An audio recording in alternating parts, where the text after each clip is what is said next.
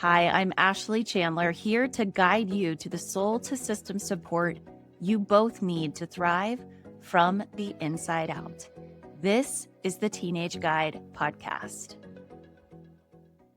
All right, real quick before we get started, I recorded a live workshop for my Thrive members that is available to you as a workshop in a bundle. And I'm going to be sharing details about it at the very end, along with different ways that you can work with me or go deeper, or have more access to what I'm sharing inside this value-packed reset series. All right. So let's do this. Welcome back to the Reset series. If you have not listened to part 1, go back and listen to that.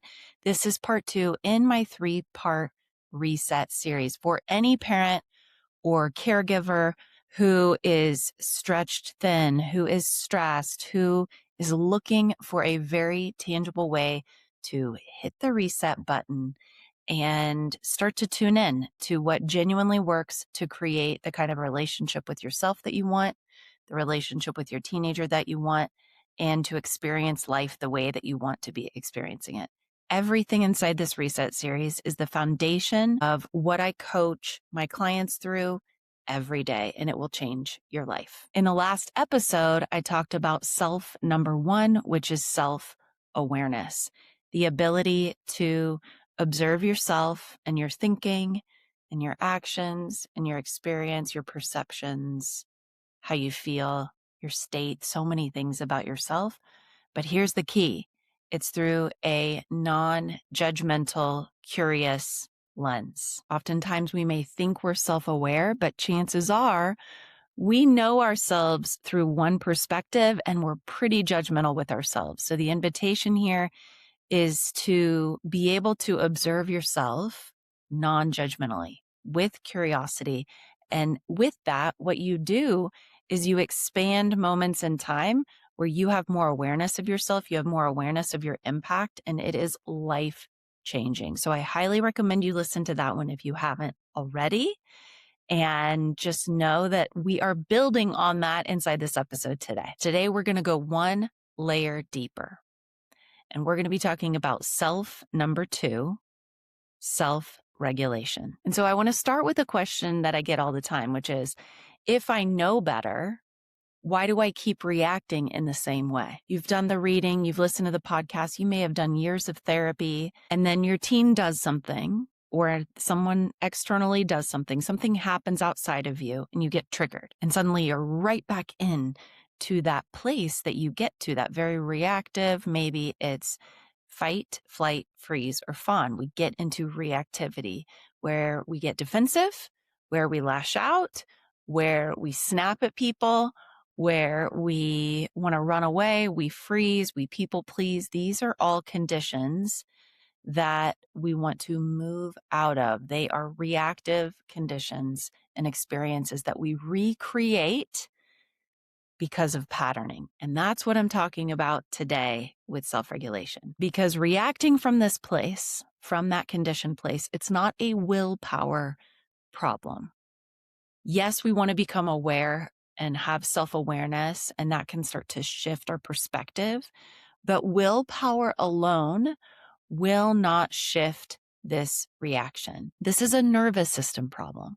So today we're going to talk about what that even means, what is a nervous system, why it's happening, and what you can do about it. Okay, I want to break this down in the simplest way possible because it is in the ether now. Everyone's talking about it. If you want to change your life, you gotta heal your nervous system. I love it. It's true. It's absolutely true. And one of the things that I love to do for my clients, parents, and teens is take these concepts that are out here, right, and make them really tangible in your life. So I'm going to start off with what is a nervous system. Your nervous system, really simply put, is your brain plus every nerve in your body. It's all connected. They are in constant communication with one another. It is your operating system. So, we all have operating systems on our smartphones and they need updating, right? Otherwise, the hard wiring of it gets slow and sluggish and the apps don't work right. The same thing is happening with your own nervous system as your operating system. We need to update it to match the response and the experience that you want to be having in this present daytime, in the future, who you're becoming. This operating system, your brain and every nerve in your body, communicates all the time together. It tells you what to perceive, what to believe, how to be, and what to do all the time in constant communication. It will perceive threat with something that's not actually threatening. It will perceive a fire to put out. There's an emergency, and there's not really an emergency.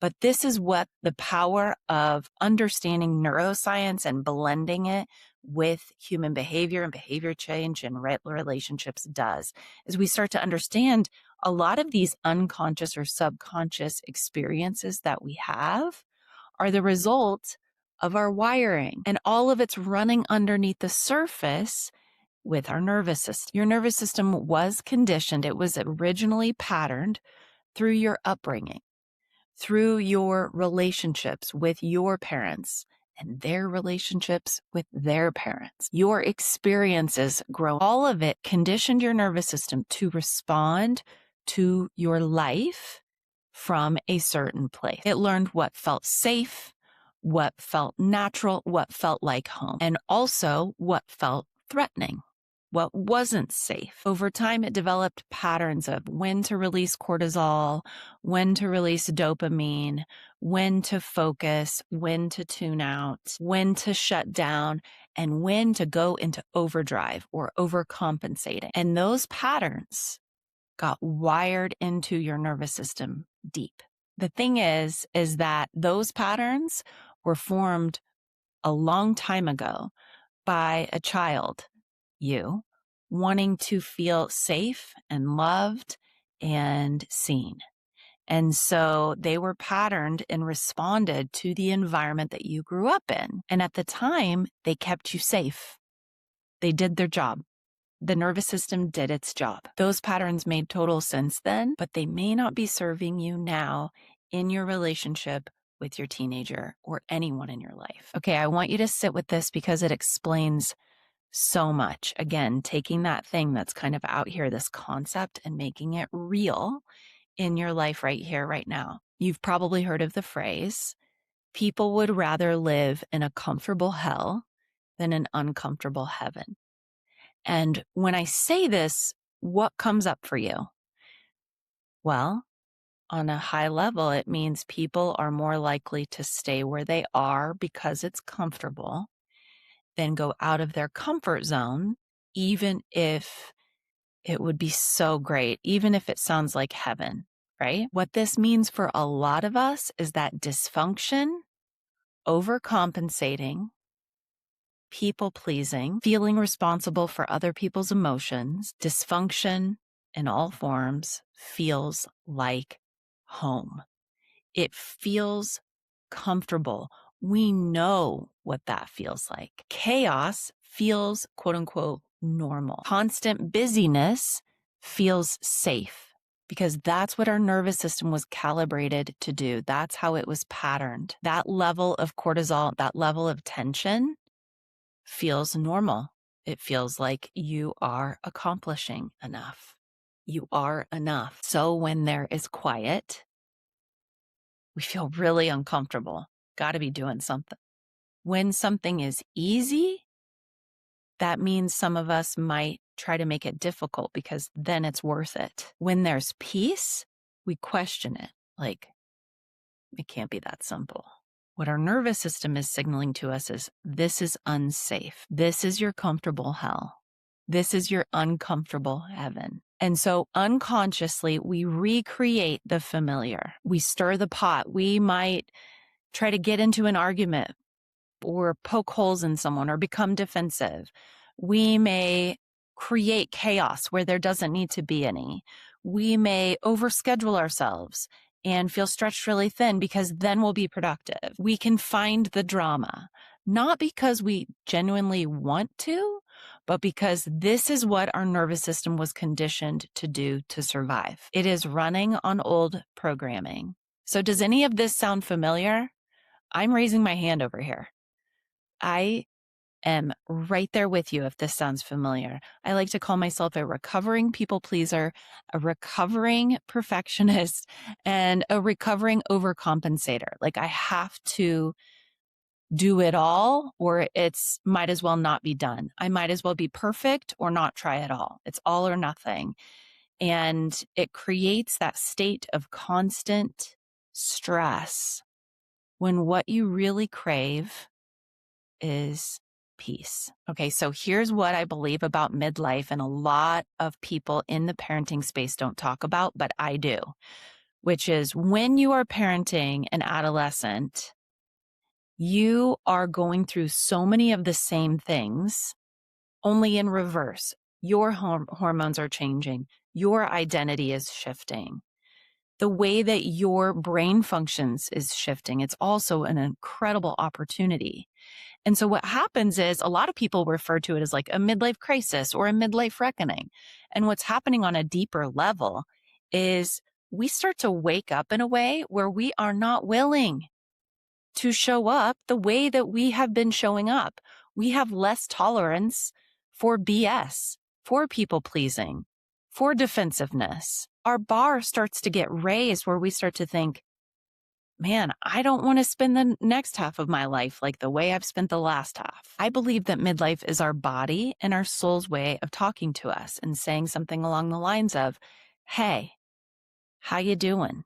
Do you really want to keep living this way? Because you're at the halfway point and life is precious. You feel it all the time. Not in a precious, like, oh, my precious, I can't drop this glass egg, but like time is precious. Like that's what we've got, people, right? So how do we want to be living it? Because our hormones are shifting and our eyes are opening to the ways that we've been repeating cycles that we are not proud of. It can feel like a dark night of the soul, which I have been through myself. It can feel like a crisis, but I want to question that a little bit because it's not so much of a crisis as it is an invitation to step into who you are meant to be. This time is an invitation to rewire and self-regulate. So in this midlife season, you have a particularly unique opportunity with your teenager to create a whole new normal, to build a new baseline, a new normal, not just for yourself, but for them. And honestly, it's for future generations because the way that you show up, if you practice showing up regulated, if you rewire your nervous system, it impacts you, yes, tremendously. It will change your life, but it changes their lives and it changes your grandkids' lives and it changes your great grandkids' lives. It changes generations. When people talk about healing generational trauma, this is a big piece of what they are referring to. Is it easy?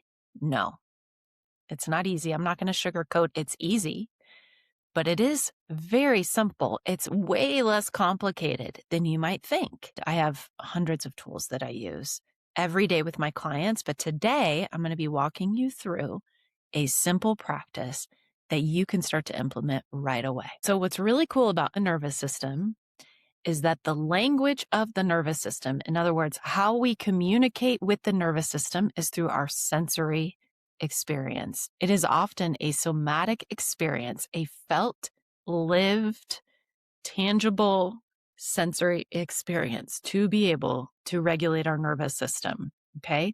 So our sensory world are sights, sounds, textures, temperatures, right? And when we tune into our sensory world, what we do is we create a signal that surpasses the mind and it enters the body and the soul.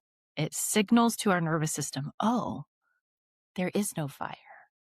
Oh, there actually is no emergency. I'm safe. Because you want to interrupt the threat response and tell your body, I'm safe, I'm okay, There is no emergency here. Because here's the thing, we all know this. When there's traffic, when there's a thorny person, when your teenager triggers you, your nervous system signals that as threat. We can become defensive. We immediately become reactive, annoyed, right? What starts to play is a narrative. We go into protection mode and safety mode. But chances are, if your teenager triggers you, you're in the car or you're in your living room or you're in the kitchen and there is no fire.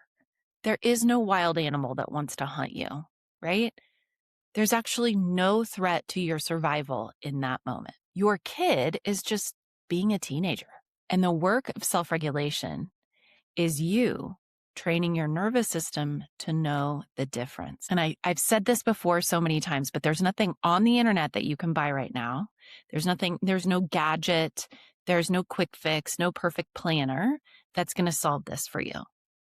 The cool thing is that you have access to this right here, right now. Self-regulation, again, is this felt somatic experience. It is an embodied practice that goes hand in hand with the other two selves. The first one, self-awareness, and the last one, I'm going to be sharing in the next episode.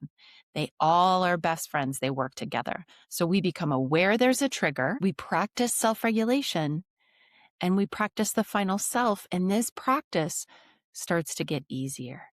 The more you practice, the more you think through this, the more you can expand time, the clearer the path becomes. Your nervous system gets rewired to new conditioning and creating the heaven that you genuinely want to experience. So I want to give you a tool right here, right now, one that you can use the next time that you're in a triggered moment, no matter what that looks like. But in this instance, I am going to use the example that our teenager says something snarky to us. Okay. So said teenager, your teenager says something snarky. And meanwhile, and it's about dinner. Oh, I don't want that. You know, I don't like that. Meanwhile, you have been working for the last 45 minutes on making a nice meal. Okay. So there's the trigger. And in that moment, you become aware, you expand time, right? This is called havening. So havening, you go ahead and simply massage one hand with your other hand. Okay, so just start rubbing that other hand. My left hand's rubbing my right hand. Make sure you're breathing while you're doing it. You're not holding your breath. And you might be thinking, oh, this feels good. I want you to drop into the moment. And I want you to start to notice the texture of your skin and the temperature of your skin. And go ahead and move to your fingernail and notice the difference in texture from your fingernail to your finger and the bones in your hand. Go ahead and switch hands for a second. What you just did is you signaled safety to your nervous system. Why? Because you noticed your sensory world, particularly the texture of your skin, the texture of your fingernail, the bones on your hand, the temperature. And as you're noticing that, you are signaling, I'm safe.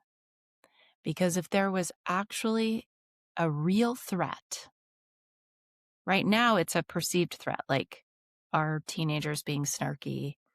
Our mind immediately goes to the worst case scenario and a negative narrative. Okay. So what we do is we signal, I'm safe because I'm noticing all this sensory experience in my hands. There's no way I could notice those things if I was genuinely under attack. If I was genuinely under attack or there was a real emergency, I would never notice the texture of my skin. So hang out there for a second and let that sink in. When you can access self-regulation from this place, again, you expand time, you sharpen your self-awareness, you get perspective, you bring oxygen to the logical, wise, intuitive, perspective-taking part of your brain that can start to see beneath the surface of your teen's behavior. It can see beneath the surface of any triggered moment. It gets perspective. What you're doing is you're activating the parasympathetic nervous system, and cortisol drops. Your thinking brain comes back, and from that place, you access choice and logic and intuition and perspective taking. So this is just one tool. I have dozens of tools out there that help you learn to self-regulate in the midst of life's stressors. You are creating a new baseline with this practice, not just for you, but for your whole family. In the final episode of this 3-part reset series, I am sharing with you the final self, which is self-compassion. And this is the one that most people skip. And it might just be the one that changes everything about your relationship with yourself and your relationship with your teenager. Because if you still feel like something's missing, you're practicing these tools, it's because you haven't learned to be on your own side in the middle of whatever experience you're having. And like I said, just a few days ago, I ran a live workshop called the May Reset, where I walk you through this 3-step process even deeper, in addition to giving you some of my top time and energy saving methods, because we all know that during any busy season, what we really want is more time and energy to actually be able to enjoy and celebrate the season. Also in the May Reset bundle is a teenage guide to finish the school year strong. It is my best study, mindset, time management practices, where I walk your teen through exactly step by step how to study in ways that work for their brain, how to manage their time, how to prioritize, whether it be through finals or any sort of intense, we got to close the year up season. It's invaluable, and it's a video and workbook guide in 1 hour where I'm coaching your teen directly. You get that in the bundle, in the May Reset bundle, and you also get 10 days of access to Thrive, which is my parent membership and community and my entire program. It is so value packed. You get access to group coaching and also some guest speakers in there who are absolutely incredible. So I encourage you to check out the May Reset. The link is in the show notes, and you'll find other ways that you can work with me there as well. So remember, in all of this, when the world tells you you got to focus on the teen, if only you'll buy this, if only you'll do this, then everything would be okay. I want to invite you to never underestimate the power that you have as the parent. I know you have limited time and energy, so thank you for being here, and kudos to you for investing this time in yourself and your teen. If you enjoyed this episode, please continue the ripple effect and like, subscribe, review, and/or share with a fellow parent who could benefit so more people can find my content.